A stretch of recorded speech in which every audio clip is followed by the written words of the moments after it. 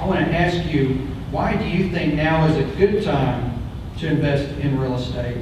And was there a particular event that made the difference for you in deciding to get back in the market? We'll start with David and work our way down. We are in the marketplace today in the sense of looking around and looking for transactions. So we're not executing any transactions. I think it's awfully early in the cycle. And so when we talk about it and look at the question of what event is there, that event has yet to occur. And so when I was looking at Dr. Hunt's slides, I think one of the things that struck me was the lines are still going up. And as you see those lines going up, if you're looking for when you ought to think about getting back into the market, that's not to say that there might not be some terrific deal that comes across your plate today. That's why we're in the marketplace. But being in the marketplace is different than executing transactions. So when you see the lines turn and come back the other way, and that could depend on what you're looking for. For me, I'm looking at the level of defaults out there in the CMBS marketplace. To give you some sense of the numbers, we were up year over year, 500% from 1 year ago.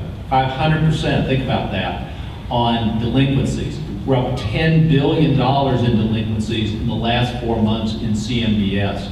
And year over year, we're up 600% in the amount of dollars that are now in special servicing. So until we see those numbers turn around, and until we see that there's an outlet, a place where people can take their maturing CMBS and bank loans, I'd be slow and cautious about executing transactions. My view is this a good time to invest? And the answer is yes. Why is it a good time to invest? Because I got too much damn property I want to get off my head. Okay? Come on, guys, let's face the facts. Let's face the facts. And I am surrounded by probably every single banker that my company deals with is in this room today. 2 of them sitting right there on my table. And we have a lot of property. We're trying to move our business. We're trying to move our property around. Are we in the market? Absolutely. We're in the market to sell our property. There are people that want to buy. We own close to 15 million square feet of property in Houston today. People want to buy it. You guys out there are not giving them the loans. They're not getting money. They want to come and buy the property. It's just not happening. We have investors that are suddenly turning away and saying, well, you know what? Land is bad. Why is it bad? Because my banker doesn't want to lend money against it. That's why it's bad. I want to buy it. I want to buy it, but I can't find money. So the way I'm looking at it is, my organization, Equicap, we are in the market, of course, to sell, but we are also in the market to buy. We are looking at special property, and it's not a price determination. It's an investor confidence determination. If an investor believes that he can be in and out of his investment within 18 months, we'll buy that property. We're interested. We're always looking for investors. We're always looking for bankers. What was an event that made a particular difference to us? We had a lot of people coming to us and saying, we've got the liquidity. We've got 20%, 30% that we can put down that a bank needs. I need that 70% loan. And we are finding, for whatever reason, regulators, White House, government, they're talking like this. But we find that the event that made a difference for us, which kind of compelled us to take a different strategy, was, can we help those people that want to really invest and buy some of our property by owner financing it? So we're going to our own groups of investors saying, if those people are willing to put 30%, we've got 70% in the deal, can we help them with those properties? That's what's making a difference with us. That's why we feel, unless that happens and investors come in, I don't think this market's going to change. That's my personal view. I'm also the youngest here in the group. I think that I can learn a lot from you all. What has happened to us since March 2008, we have been acquiring a lot. I mean, by tomorrow, we're going to break 2,000 units in the last 18 months. What has been important to us is, as Warren Buffett said, you don't buy stocks, you buy a company. In our case, we don't buy profits, we buy the cash flow. I need to understand the upside. We buy multifamilies and multifamilies only. Dallas, Fort Worth, and Houston only. We're extremely focused on what we do. We're very focused on building the systems. The good thing about multifamily, the deals that you're looking for, have been able to find projects 30 to 50% of the note value. That's where we're buying, being extremely, extremely conservative. So that's something that we have as a company. And if the deals make sense, we're not going to be buying war zones. I think that this has been our secret, being able to find the right assets, being able to make sure that we're able to cash flow, and make sure that we have our own operation behind it. However, our projects always have been right now 1.5 plus for debt service cover ratio. So for us, has not been a problem.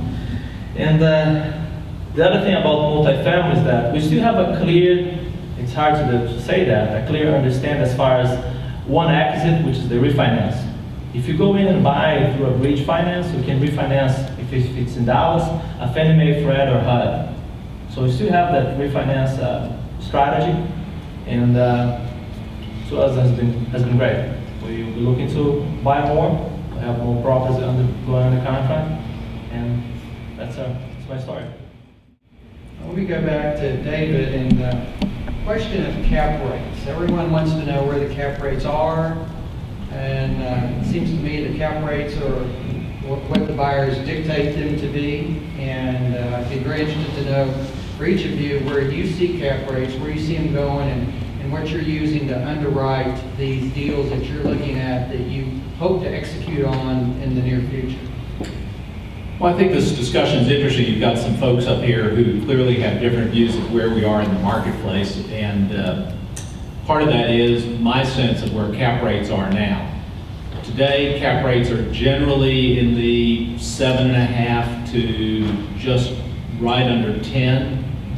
My view is we're going to see, as we see these massive maturities and inability to refinance. Let me give you again, I'm just a numbers-driven guy. So what I see is $500+ billion coming up in CMBS indebtedness in the next 5 years, and several hundred billion on top of that of bank loans maturing.